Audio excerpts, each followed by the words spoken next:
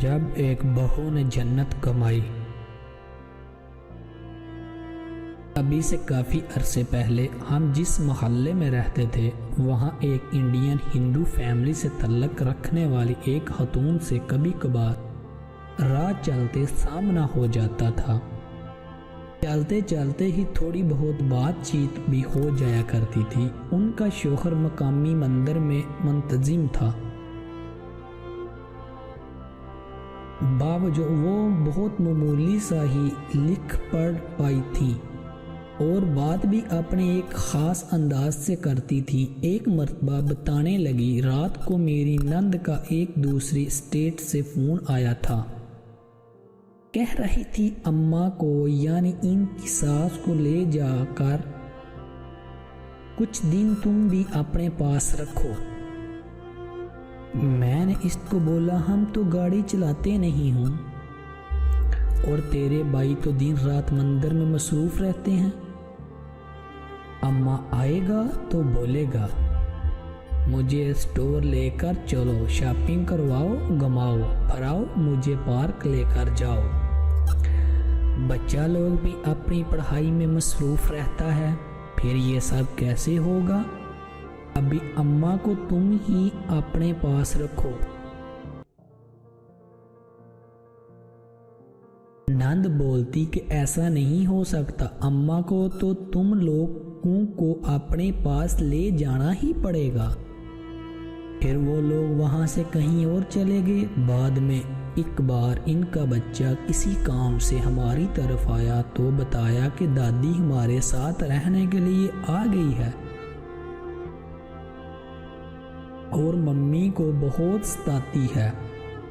اب ظاہر ہے کہ کچھ تو بات ہوگی کہ بیٹی تک بیزار تھی۔ بہرحال ہمیں تو پہلی بار ہی وہ واقعہ سن کر بہت افسوس ہوا تھا کہ کیا وقت آ گیا ہے کہ بہو تو بہو، بیٹی تک ماں کو برداشت کرنے کے لیے تیار نہیں۔ اور یہ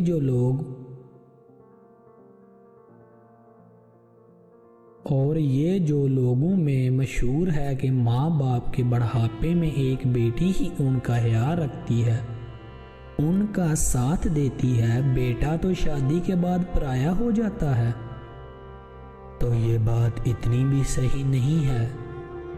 اتنے ہی واقعات ذاتی طور سے ہمارے علم میں ہیں کہ بوڑھے، بیمار، لاچار ماں یا باپ بستر پر پڑے ہیں تو کوئی بہو اور بیٹا ہی ان کی خدمت اور دیکھ بھال کر رہا ہے۔ بیٹیاں تو بیمار پرسی کے بہانے سے آتی ہیں اور ماں باپ کے کمرے میں مورچہ بند ہو جاتی ہیں اور خل کر پانی بھی نہیں پیتی۔ پھر وہی بہو بیچاری ان کی بھی مدارت میں مصروف ہو جاتی ہے۔ ایسی لالچی اور خود غرض بیٹیاں ہوتی ہیں جو ماں کے مرنے کا انتظار بھی نہیں کرتی اور اس کی زندگی میں ہی اس کے زیور، کپڑوں اور قیمتی اشیاء پر ہاتھ صاف کر دیتی ہیں۔ گھر میں موجود بیٹے اور بہویں منہ تکتے رہ جاتے ہیں۔ بہو کے اثار کی ایک اور مثال نے ہمیں تو بہت متاثر کیا۔ یہ بھی ایک انڈین مسلم فیملی سے متعلق ہے۔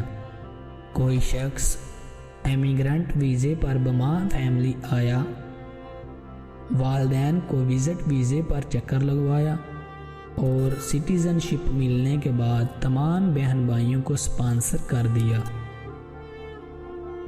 جب تک کہ ان سب کی باری آئی، باپ کا انتقال ہو چکا تھا اور ماں کے شوگر کے باعث ایک ٹانگ کاٹی جا چکی تھی اور وہ کسی طرح بھی امریکہ آنے کے قابل نہیں تھی۔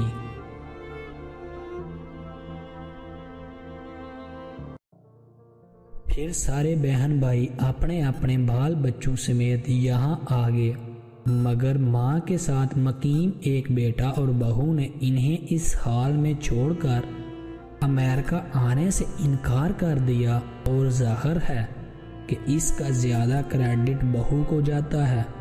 جس نے کہا کہ میرے لیے ماں کی خدمت اور دیکھ بھال امریکہ کے ویزے سے زیادہ قیمتی ہے۔ کام کو صورتحال سے مطالعہ کر کے ویزا کال میں توسیع کی درخواست کر دی، جو کہ منظور ہو گئی۔ پھر 4 سال بعد جب ماں کا انتقال ہو گیا تو باقی کی کارروائی مکمل کر کے وہ دونوں میاں بیوی اپنے بچوں کے ساتھ یہاں آئے۔ اب آپ بتائیں کہ ایسی بہو جنتی ہے کہ نہیں، جس نے قربانی دی جو کسی بیٹی نے بھی نہیں دی۔ ان کے لیے امریکہ زیادہ اہم تھا۔ ہم تو کہتے ہیں کہ ہر بہو بھی اتنی بری نہیں ہوتی جتنی کہ سمجھی جاتی ہے، اور ہر بیٹی بھی اتنی اچھی نہیں ہوتی جتنا کہ اسے مشہور کر دیا گیا ہے۔